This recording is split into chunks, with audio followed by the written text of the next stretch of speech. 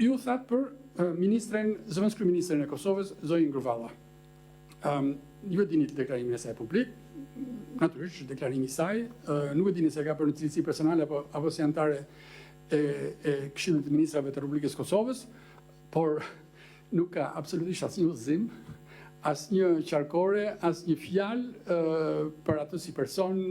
Ne respektojmë gjithkënd që populli dhe shoqëria shteti kosovar e ka vënë detyrat respektive. Marrëdhëniet tona me Kosovën janë ato që vetëm mund t'i quajmë vllazërore dhe nuk ndikohemi nga deklarata, nga momente, nga ngritje e temperaturës të kujtdo, gjithsecili mban përgjegjësi për deklaratat e veta. Ne nuk flasim publikisht për këto gjëra, nuk bëhemi pjesë e polemikave. Gjithsecili gjykohet në bazë të asaj që bën.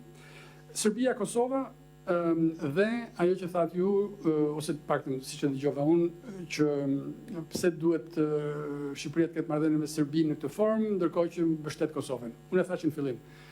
Mantra e politikës së jashtme shqiptare dhe kësaj ndërtese është marrëdhëniet e ngushta, të vazhdueshme, të pakthyeshme në gjithçka, në çdo kohë, në çdo moment, të vllazërore, shpirtërore, mund të jenë cilësore të 30 cilësore të tjerë me Kosovën, në mënyrë pa diskutueshme.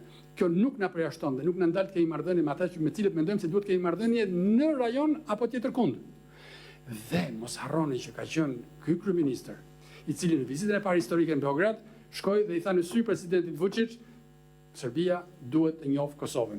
Në atë kohë nuk e dija se sa e sigurt ishte që të bëjë një deklaratë të tillë me atë guxim në Beograd, në shpinë, në vatrën e tij, por nga një vizioni, guximi është ai që i dallon liderët nga njerëzit e zakonshëm.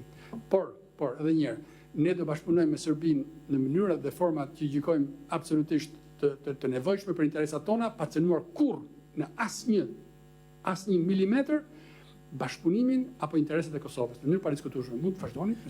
Pyetja ime ishte, domethënë, pak ditë pas shkrimit të kryeministrit Edi Rama dhe presidentit serb Aleksandar Vučić, në rrjetin e tij social në Facebook ju mund ta verifikoni, ai ka hedhur një video ku thot Kosova është, ka qenë dhe do të jetë Serbi.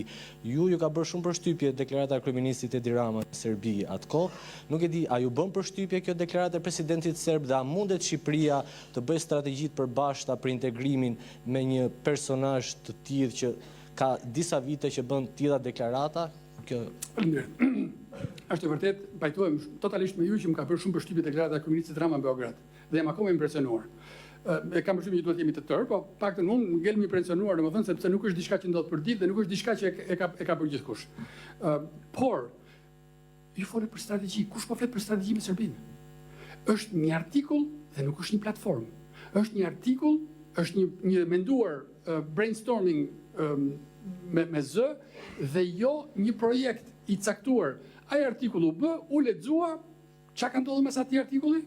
Asnjë gjë. Ne po vazhdojmë punën tonë, por natyrisht ne nuk kemi absolutisht asnjë lloj pajtueshmërie me Serbinë për sa i përket qasjeve, qëndrimit dhe pozicionimit me Kosovën. Ne bëjmë mbledhje të përbashkëta, ai thotë Kosova me tohi. Ai është, domethënë, ai e ka në kushtetut që ka pjesë të vendit të vet, ne themi që ky është vend i pavarur dhe kështu thot shumica më e madhe e botës, shumica e Bashkimit Evropian. Pra në këtë mes nuk duhet të ketë absolutisht asnjë lloj qartësie. Artikulimet e kujtdo në Serbi në lidhje me Kosovën janë punë e tyre, ne nuk i obligojmë dot të thonë ato që themi ne, siç nuk na obligojnë të bëjmë me Kosovën ato që mund dëshirojnë ata. Ne kemi marrëdhënien tonë të fortë, të çelikt, të pakthyeshme. Dhe me Kosovën, siç u thash, ne bëjmë mbledhje të përbashkëta, kemi bërë një 8, mbasi do bëjmë edhe një tjetër edhe një 9 dhe do bashkëpunojmë në gjithçka.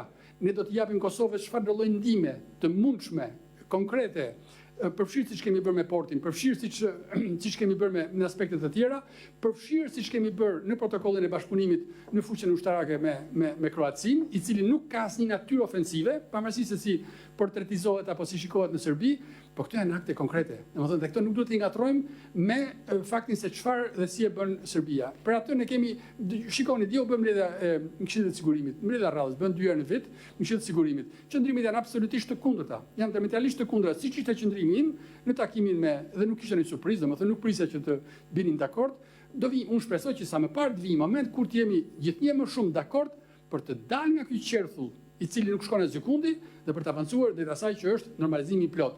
Ky është angazhimi i Bashkimit Evropian, ky është angazhimi ynë, ne mbështesim procesin, por siç thash edhe një herë, domethënë, ne do bashkëpunojmë, do komunikojmë, do punojmë me të tërë, qoftë duke u përsëritur sa herë që të nevojshme, që Kosova është shtet, është shoqëri e vetësuar dhe nuk ka asnjë lidhje më me Serbinë përveç se marrëdhënie ndërshtetërore. Keni asnjë koment për atë që Kosova është ka qenë në vendin se Tani, shiko, ai e kanë kushtetuar, më fal, nuk më ka impresionuar fare sepse është 1 milion ta herë që e përsërit. Ndërsa janë në Beograd kanë ndodhur vetëm një herë, pa ne jam impresionuar nga ajo. Okej, Oliver Dallmuça nga Mundësën në televizion. Zoti Ministër, një pyetje ju lutem për 20 qendrat e pritjes që ndërtohen në Gjirokastër, Vlorë dhe Korçë, për cilat flukse migratore ndërtohen dhe si po funksionon aktualisht protokolli me Italinë për Shëngjinin, dhe vetëm një pyetje tjetër marr shkas nga fjala juaj që thatë jeni të përfshirë në të gjitha proceset në raport me anëtarësimin e Shqipërisë në Bashkimin Evropian. Qeveria ka njoftuar se do të përfshihet inteligjenca artificiale në parafrimin e legjislacionit me Bashkimin Evropian, që nuk janë pak, po janë 280.000 faqe. Aktualisht ka nisur ky proces dhe a ndikon fakti që ne nuk kemi një kuadër rregullator ta vështirësoj procesin, duke qenë se është e vështirë më pas gjejmë një përgjegjës në raport se vetë inteligjenca artificiale bën një gabim në këtë proces? Faleminderit. Nuk kam një koment lidhur me qendrat e pritjes që përmendët, domethënë kam përshtypjen që nuk është në preview-n e Ministrisë për Evropën e Punës të Jashtme, kam përshtypjen që duhet të kolegët e tjerë që dinë më shumë informacion për këtë.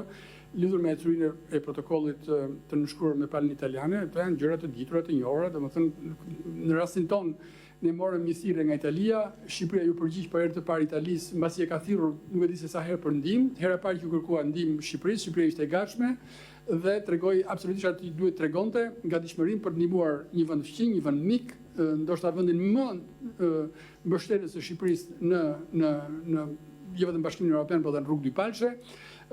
Protokolli s'ka qenë problem, s'ka qenë asnjëherë zbatimi i tij, s'ka qenë asnjëherë problem me Shqipërisë dhe Italisë, ka qenë problem natyrisht i politik dhe juridik në Itali. Çfarë do të zgjidhë që të gjendet për ne është okay. Në lidhje me pyetjen e dytë, ma kujtoni, lutem se po, faleminderit.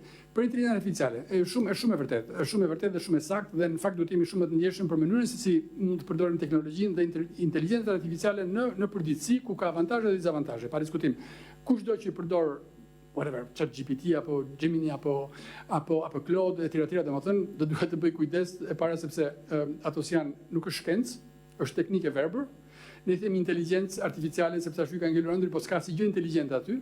Ka absolutisht vetëm shifrat dhe zerot që janë shumë të mirë të orientuara, pavarësisht që janë përmirësuar etj, por askush dhe shpresoj që asnjë nga ekipi im i kësaj ministrie të mos i përdorin në mënyrë të verbër ato. Por shkurtimi i kohës, nëse për shembull do bëjmë një përkthim, shkurtimi i kohës, përkthimi në Google mund të jetë tani është përmirësuar jashtëzakonisht, mund të jetë domethënë diku te 95, 97, 98, 99% ose 100%. Por një gabim i vockët domethënë bën hatan. Dhe